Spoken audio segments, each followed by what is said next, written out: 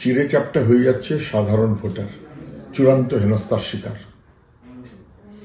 চিড়ে চ্যাপ্টা হয়ে যাচ্ছে বিএলওরা, সকাল দুপুর সন্ধে চিড়ে চ্যাপ্টা হবার জোগাড়। তৃণমূল একরকম ভাবে বলবে, বিজেপির বকলমে নির্বাচন কমিশন একরকম ভাবে বলবে। নির্বাচন কমিশন বলবে আমি যা বলছি তাই করতে হবে, আর তৃণমূল বলবে আমাদের বাহিনী যা বলছে তাই করতে হবে। কোথায় যাবে বিএলও, ইয়ারও ইত্যাদি ইত্যাদি। ইয়ারোরা মানে রাজ্য সরকারের কর্মচারী, অফিসার। রাজ্য সরকারের কথা না শুনলে তাদের বিপদ, আবার নির্বাচন কমিশনের কথায় কাজ না করলে তাদের বিপদ।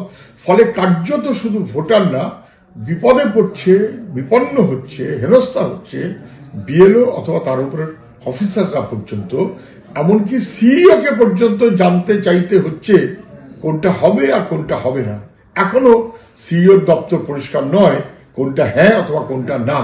মুগ্ধ হচ্ছে মানুষকে।